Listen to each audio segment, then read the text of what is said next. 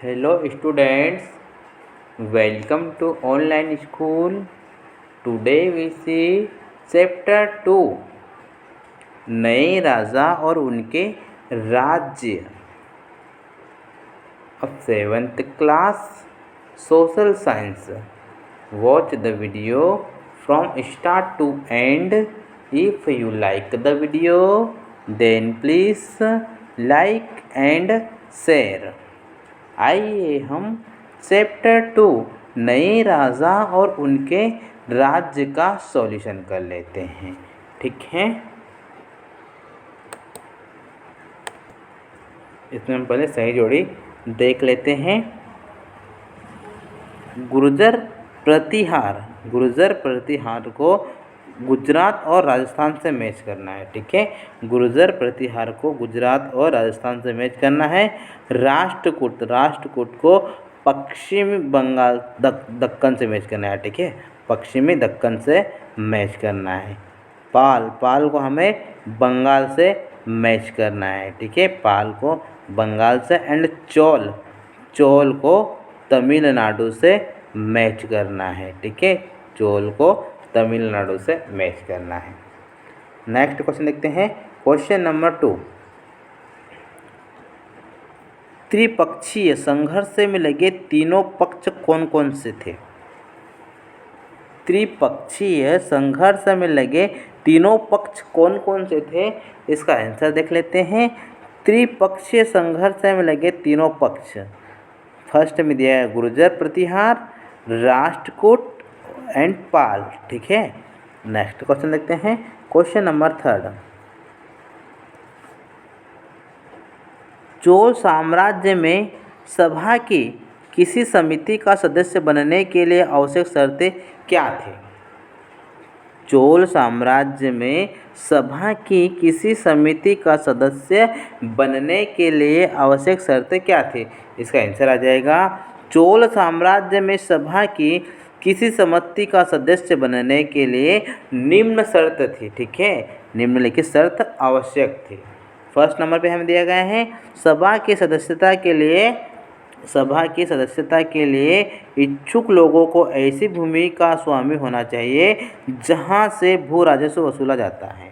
ठीक है, जहां से भू राजस्व वसूला जाता है। ठीक है, सेकेंड पॉइंट लेते हैं, उनके पास अपना घर होना चाहिए। ठीक है, उनके पास अपना घर होना चाहिए। उनकी उम्र 35 से 70 के बीच की होनी चाहिए। ठीक है, उनकी उम्र 35 से 70 के बीच की होनी चाहिए। उन्हें वेदों का ज्ञान होना चाहिए। ठीक है, उन्हें वेदों का ज्ञान होना चाहिए।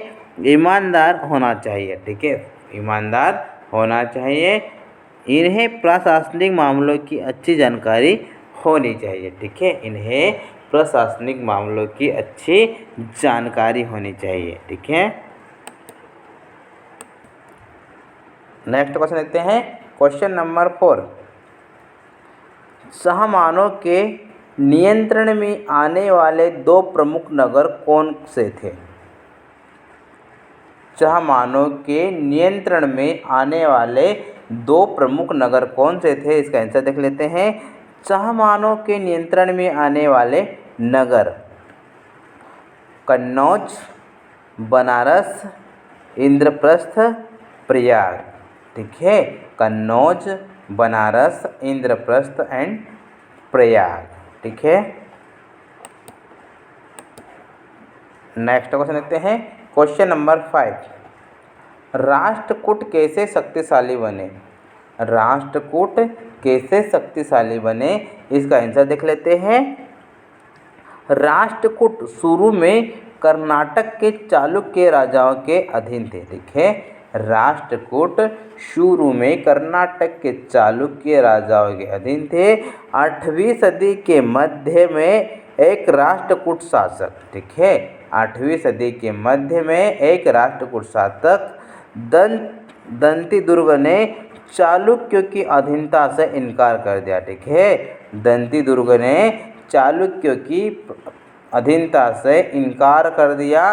बाद में चालुक्यों को उसने हराया और अपने सैनिक शक्ति में वृद्धि की। ठीक है, बाद में चालुक्यों को उसने हराया और अपने सैनिक शक्ति में वृद्धि की। ठीक है, नेक्स्ट क्वेश्चन देखते हैं। क्वेश्चन नंबर 6, नए राजवंशों ने स्वीकृति हासिल करने के लिए क्या किया? नए राजवंशों ने स्वीकृति हासिल करने के लिए क्या किया? इसका आंसर देखते हैं। नए राजवंशों ने स्वीकृति हासिल करने के लिए निम्न कार्य किए। ठीक है, नए राजवंशों ने स्वीकृति हासिल करने के लिए निम्न कार्य किए। फर्स्ट नंबर पे दिया गया है, राजा लोग नए राजवंशों को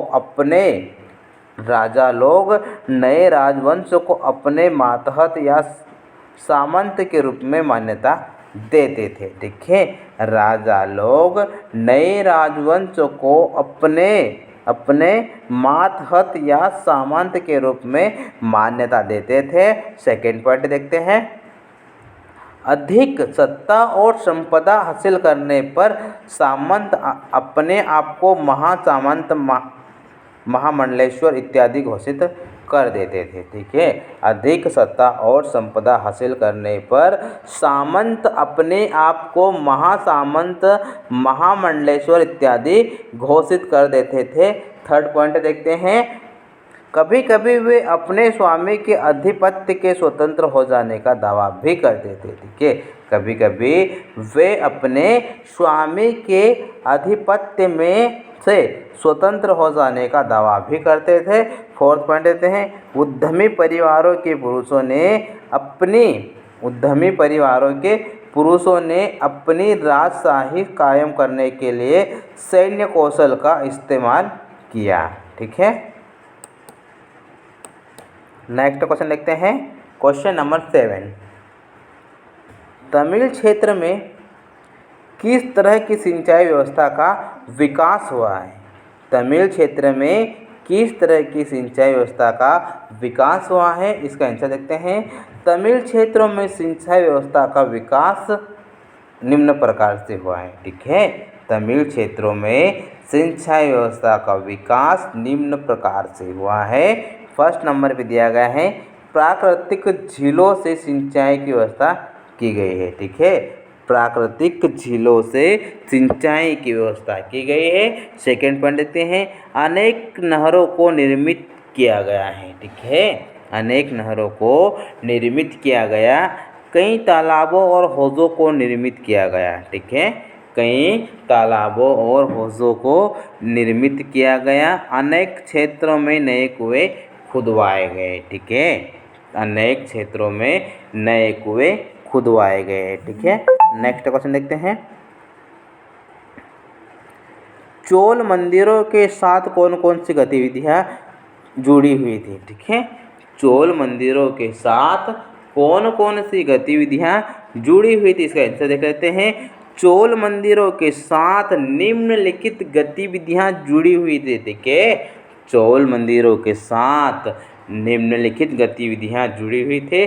फर्स्ट नंबर पे दिया गया है, चोल मंदिर अक्सर अपने आसपास विकसित होने वाले बस्तियों के केंद्र बन गए। ठीक है, चोल मंदिर अक्सर अपने आसपास विकसित होने वाले बस्तियों के केंद्र बन गए। सेकेंड पॉइंट, ये शिल्प उत्पादन के केंद्र थे। ठीक है, ये शिल्प उत्पादन के केंद्र थे। ये मंदिर शासकों और अन्य लोगों द्वारा दी गई भूमि से भी संपन्न हो गए थे। ठीक है, ये मंदिर शासकों और अन्य लोगों के द्वारा दी गई भूमि से भी संपन्न हो गए थे। मंदिरों के लिए काम करने वालों में पुरोहित, मालाकार, बावर्ची, मेहतर, संगीतकार, नर्तक इत्यादि प्रमुख थे। ठीक है, फिफ्थ पॉइंट देखते हैं। मंदिर सिर्फ पूजा आराधना का ही केंद्र नहीं थे, बल्कि आर्थिक, सामाजिक और सांस्कृतिक जीवन के भी केंद्र थे। ठीक है, नेक्स्ट क्वेश्चन देखते हैं। क्वेश्चन नंबर 10, जिस तरह के पंचायती चुनाव हम आज देखते हैं, ठीक है, जिस तरह के पंचायती चुनाव हम आज देखते हैं, उत्तर मेरू के चुनाव किस तरह से अलग थे। ठीक है, क्वेश्चन को ठीक से समझिएगा। जिस तरह के पंचायती चुनाव हम आज देखते हैं उनसे उत्तर मेरू के चुनाव किस तरह से अलग थे। इसका आंसर देख लेते हैं। वर्तमान समय के पंचायत चुनाव उत्तर मेकर के चुनाव में अंतर है। ठीक है, तो वर्तमान समय के पंचायत चुनाव उत्तर मेरू के चुनाव। ठीक है, वर्तमान समय के पंचायत चुनाव और उत्तर मेरू के चुनाव। फर्स्ट पॉइंट देखते हैं, सार्वभौमिक वयस्क मताधिकार के द्वारा चुनाव।